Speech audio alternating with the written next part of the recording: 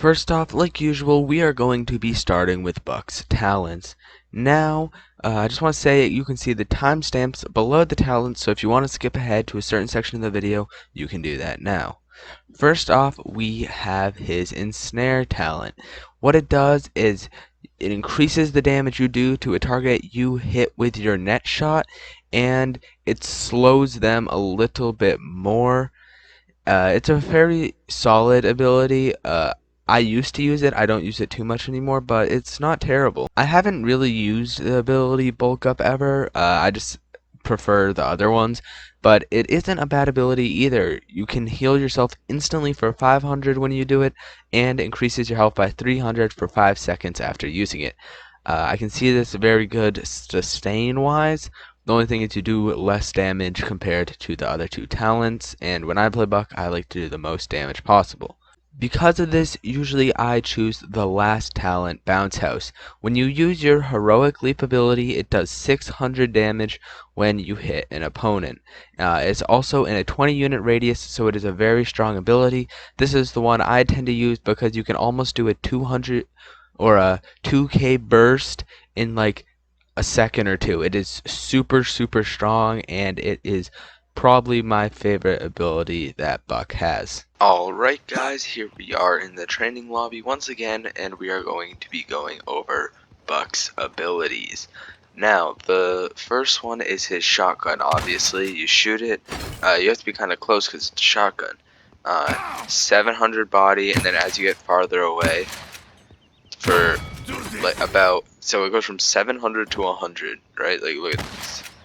Once the thing wears off, oh wait, no, there we go.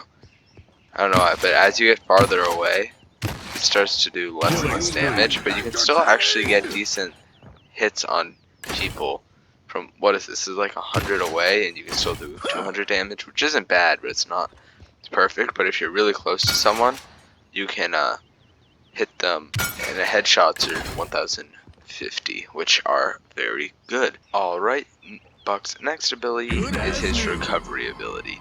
What it does is it heals him for a little bit of his health. It's a pretty decent ability. So like, say I'm fighting this Cassidy, oh, and I get shot, I pop my recovery and I get back like half my health. It is very good ability for Flank to have because he can heal himself very quickly when he's out of combat, and if he doesn't have a healer, so the healer doesn't have to wait to heal on him or anything like that. It's a very good ability in my opinion. Next up is his Heroic Leap ability, and what it does is it just lets you jump. It is very good for mobility and stuff like that, and if you use the talent Bounce House, like what we went over before, which I've started to like using more than the net shot one, or ensnare, I think that's what it's called. See, because if I hit here, 600 damage to anyone within 20 units, and then you can get easy shots on them. So that's what I like to use his ability for, because then you can easy double like that, and that is his Heroic Leap ability. Buck's next ability is his net shot. You hit your opponent, it does 200 damage when it hits, and it also slows your target. This is very good for combos. You can do burst, so you Heroic Leap, you net shot, they can't get away, and then you just finish them off. It's one of my favorite things to do personally. And that you don't, but sometimes you don't even need that shot, or if someone's trying to run away from you, you can get some serious damage on them.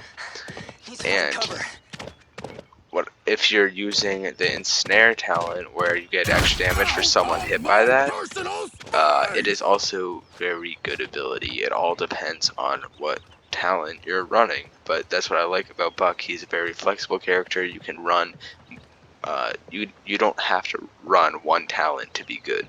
Finally, we have Buck's ultimate. It's called Buck Wild. Basically, he shoots a lot faster, and he doesn't run out of ammo. So, like, as you can see there, I could absolutely shred a tank.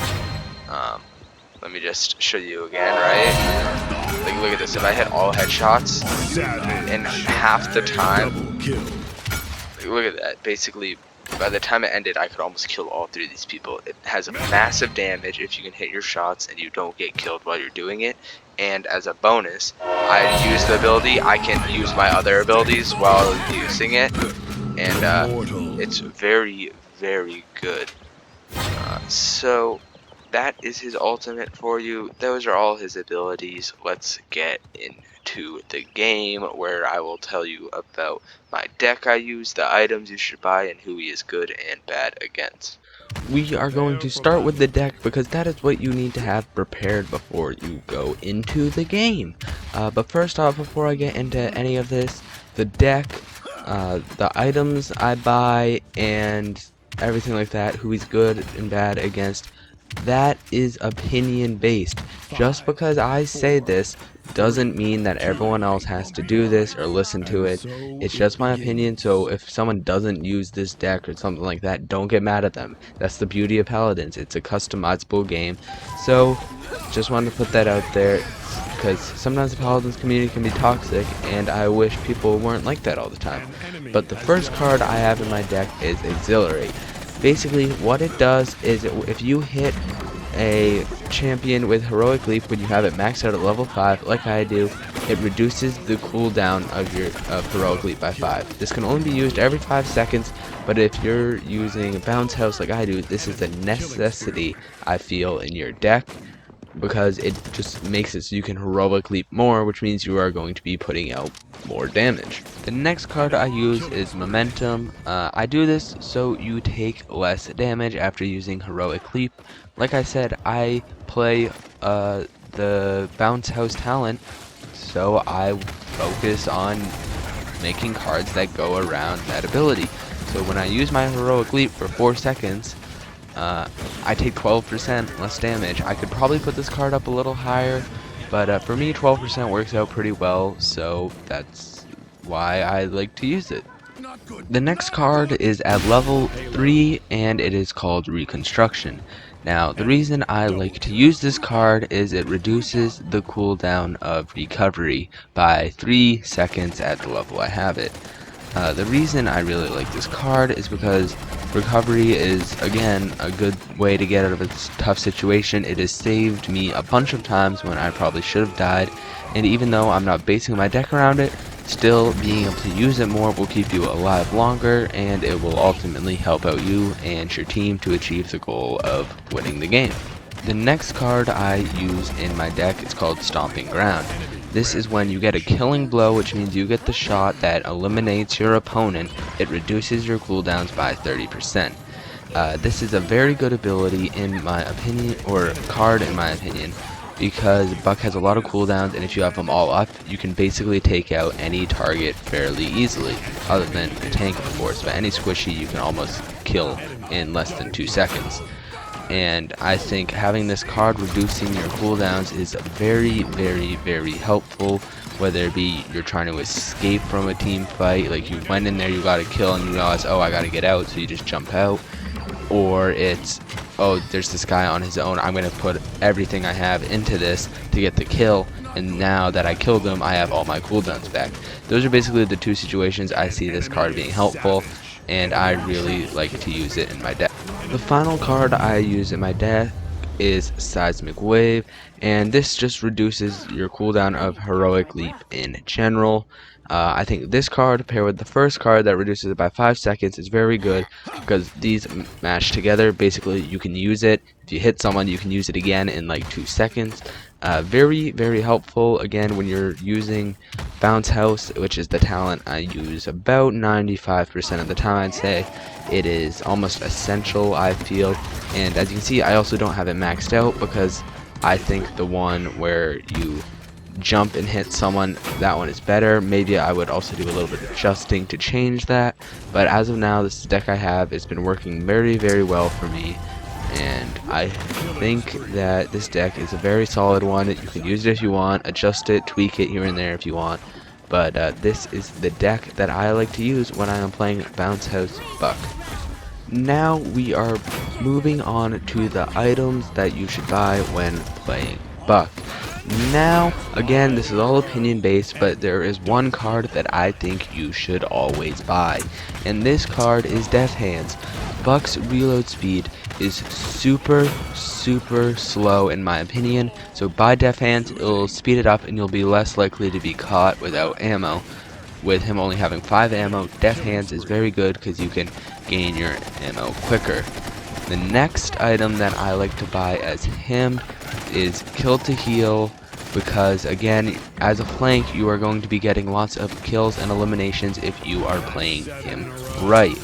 And with that, having Kill to Heal will heal you for a lot of your health when you've taken damage or any other type of damage you take, which is mainly just getting shot at. But Kill to Heal is always something nice to have. I also like to use it on healers, but that doesn't really matter right now. Then the card I would say I like to get next is Hi-rez.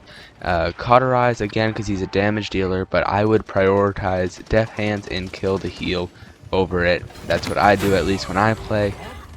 Might not be the smartest idea, but it works well for me, so I'm going to keep doing it. Again, Hi-rez, it will reduce the amount of healing the other team gets for, I think, 1.5 seconds after you hit an opponent with your gun or some other ability. Now finally, this is really up to you. If it's a big map, you probably want to get Master Riding. If you're just getting absolutely destroyed by the enemy team's damage, maybe get Haven. If you're getting destroyed by an Eevee or a Drogoz, maybe get Blast Shields. If you're getting stunned a lot, get Resilience. The fourth choice, honestly, is up to you. But the main three are definitely Deft Hands, Kill to Heal, and Hi-rez. I would definitely get those. Chronos could also be helpful, but again, the fourth item you want to buy is really loose when you are playing Buck. And that's all I really have to say when it comes to items. Deft Hands, Kill to Heal, Hi-rez, I feel are 3 musts. Illuminate if they have a Sky or some other person that is going to be able to sneak up on you and do a ton of damage before you can react. But yeah, honestly, items with Buck are pretty loose and can be very beneficial if you play him the right way. Alright, now we are going to be moving on to who he is strong against. And I'm going to just list them off, and then I am going to explain it a little bit. First off, we have Kinessa, May, Androxus, Sky, and Victor. Now, the reason he is good against Kinessa is because he can easily flank her, and if he gets close up, it's an easy kill. The reason Strix probably isn't on here is because he can go invisible and he can escape easily and do a lot of damage to Buck before he can find where he went. Then when it comes to the other flankers, his ability to slow them down, take away their mobility, means he has a hand over almost every single flanker, so that's why he's good against Maeve, Androxus, and Sky. Then there is Victor, and the reason I would say he is good against Victor is, again, he can slow him down, so if he tries to run away with cardio, boom, slowed down, can easily be stopped. And honestly, Victor could probably kill him if he sees him first, but getting the jump on Victor, it's a very easy kill for a Buck. I forgot to mention this when we were going over who he is strong against, but I am getting this from PaladinsCounter.com. It makes it easier on me, instead of me having to go through all the champions and be like, oh, who do I think's better, etc, like that. But basically, Buck is weak against some tanks: Torvald, Barrick, Terminus, and Makoa. Those are the 4 tanks he is weak against. And then he is weak against Leon because they both do burst damage, but Leon does way more burst damage, so she can absolutely destroy Buck. There's not much to it really. The reason the tanks are strong is because they have so much health that even if Buck does 2k damage, they're still going to have half their health left, and by that time the damage is going to be there to help the tank. The healer might also heal the tank up. Buck is as good as dead. And Terminus is also really good because he has the Siphon ability, and he can also slow Buck, and it's just very bad. Makoa can hook him, which will draw him in close, which, yes, Buck likes to be in close, but not with a Makoa. Barrack, just, again, a lot of health, and Torvald, with all that shield, it is hard for him to break through with his shotgun. So that will be it for me. That is the end of the video. I hope you guys enjoyed this tutorial guide video, whatever we're gonna call it. And you guys can enjoy the little Buck montage I have at the end of the video. If you have anything to improve these videos, please leave it in the comments down below. If you like the video, also please drop a like, a subscription, notification if you don't want to miss my next upload. I try and do every Wednesday.